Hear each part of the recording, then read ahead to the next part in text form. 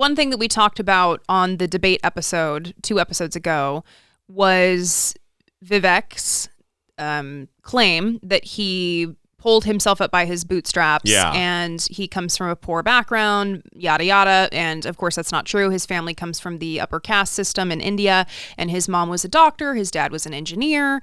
And he actually, it's been reported that he accepted a scholarship, a George Soros scholarship.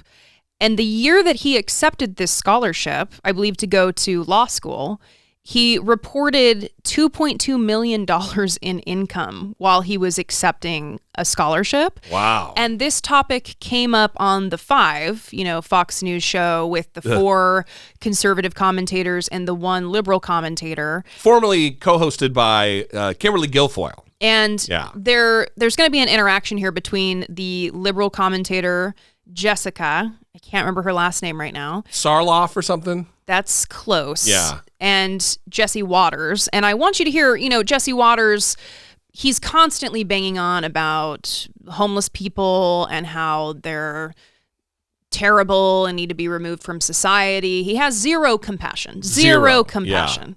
Yeah. And I want you to hear his response to Vivek taking a scholarship when his income was millions of dollars. Was strange. And I do think that as time goes on, lots of this is bubbling up with Vivek, these little pieces of like the 9/11 comments, and the audio has been released that he was, he took a Soros funded scholarship. He was already a millionaire when he took the money to go to law school, which seems pretty deceitful. I think people are going to start digging into him. On the Nikki Haley front. Wait, if someone gives you a scholarship and you have $1 million in the bank, you don't take it? $2.2 million. You don't take it? My understanding is that you weren't supposed to get it if you could actually afford to go. So it's not worthy of the scholarship. Well, there are scholarships that are based on merit. I think then there's need. There's need versus merit. Correct. So he took a need one. Who knows? It's not like he checked off a box that wasn't authentic on his form. No one Here we go. Yes, Elizabeth Warren said that she was Native American. I got that one. Okay. Imagine these people who will talk about homeless people who are living in the streets, who have to scrape by to get food, to get something to drink. Yeah. And they try to talk about how they are living the high life when they have access to like a washer and dryer or something, and they don't believe that homeless people should get anything, should get any kind of benefit, should get any kind of assistance. And then when they hear that a millionaire is taking a scholarship they don't need because they're a millionaire. Right. They're like, yeah, who cares? You should take as much as you can. Right. Yeah. Imagine all of the conversations that you've heard over your lifetime about people who are recipients of welfare. They don't really need it. They're taking what is not theirs, what they're not owed. Yes. And then just who cares that they're taking a scholarship that could go to another. I mean, when you have a pool of money that gets divvied up and given to scholarship recipients, it's not endless. Absolutely, someone didn't get that scholarship who could have used it. Instead, Vivek got it, the millionaire, and took away an opportunity from somebody else. How much more evidence do you need that these people just have contempt for the poor? That's right. They have contempt. They don't care. They don't want them to be assisted. They don't want them to receive help. Yeah. Because it's, rich people should take as much as they can, get as many benefits as they can. The rich people who don't need the benefits. Right. They already have the benefits. Even when they're doling out tax benefits, tax cuts, tax breaks. Right. It's, no, poor people, what? Oh, yes, the rich, give them everything. They deserve it. They're job creators. It's a fundamental contempt for, it's classism. They're contemptuous of poor people. They're contemptuous of people who are in need. And they want to give everything to people who don't need because they have already. Right.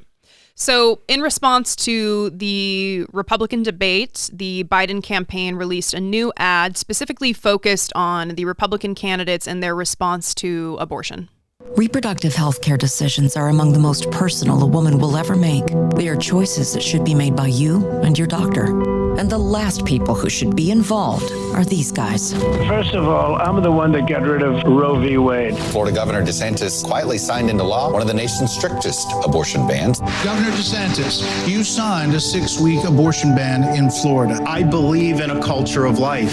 If I were president of the United States, I would literally sign the most conservative pro-life legislation that they can get through Congress. Do you believe in punishment for abortion? Yes or no, as a principle? The answer is that there has to be some form of punishment. For the woman? Yeah, there has to be some form. President Biden and Vice President Harris are determined to restore Roe v. Wade, and they will never allow a national abortion ban to become law. As long as they are in office, decisions about your body will be made by you, not by them. That's a great way to end the show, taking into consideration how we started it with that email. And it really puts into perspective just how important this particular election is, because they are right now, the Republican Party. Some will not say it. Some will dance around the question. And the fact that they're dancing around the question about a federal abortion ban lets you know what the agenda is, that it is on the table. It is in the cards. And when they do get power, they're back in the executive, or when they take a full majority in both houses of the Congress, that's what we're going to see. We're going to see a federal abortion ban where states like California, New York, here in Washington, D.C., are controlled by the federal government, and abortion will be stopped. Yeah, I do think the ad is good. I think that it is obviously important to run on abortion rights because they are popular. The majority of Americans support abortion rights, especially when they are seeing how damaging the effects of abortion bans are across the country. Yeah. I do think they could have gone harder and specifically highlighted personal stories of how damaging the abortion bans have been, specifically like the recent Time article about the 7th grader who was raped, unable to obtain an abortion, and is starting 7th grade as a mother. Right. These are the stories that need to be put front and center for everyone, because we need to see these damaging effects of abortion bans, not just in the form of maternal health care deserts, of doctors fleeing these red states, inability to draw new talent in the form of medical students to red states, not just those issues, but also how people are being prevented from traveling to obtain abortions, like 7th graders, like children that are raped and abused, and then forced into a situation where they have a child.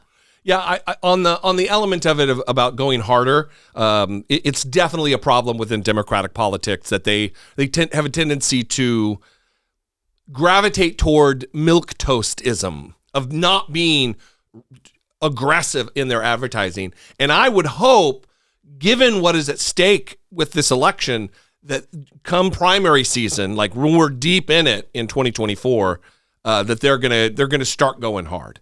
I mean, it makes me want to put my head together with you and others in the audience or whatever to create like Lincoln Project style advertisement. Just put on YouTube and hope that they go. You write some scripts, do some voiceovers, attach some video to it. You know, it's on us too. It's certainly on the candidates. Absolutely, I'm not taking away from that. But everybody has an opportunity to be an activist this particular election cycle. I also want to say that in response to that Time article, the National Abortion Federation made a statement and said that situation that happened to that young girl could have been prevented if there was widespread access to abortion, obviously. Yeah. But in lieu of that happening, because of Republicans, the National Abortion Federation exists. There is a national abortion hotline. And you can find information about this at prochoice.org. They have a hotline, 1-800-772-9100. You can also go to the website and chat with them from 9 to 5. This hotline is a resource for people who are unable to afford an abortion or unable to afford the travel to obtain an abortion. Yeah. When you call this hotline, you say that you need help finding an abortion. They help you figure it out, and they can also give you funding, not only for the procedure, but also for the travel. That is the purpose of this organization. And I think if more people knew about it, then, you know, they obviously can't prevent all of these situations from happening. They cannot prevent it, given just the scale of the problem that we have here with these abortion bans. But if more people had access, they could be dealing with the aftermath. Yeah, they can definitely help. So we're going to put that in the show notes. Be sure to check that out and share it with your community because they need to know. Everyone needs to know about word. it. Yeah. We'd love to hear from you. Speaking of spreading the word, you can call 657-464-7609. Of course, you can email a voice memo from your smartphone to idoubitit@dollemore.com. We'd love to hear from you on these or any other topics that are on your mind. We always encourage that.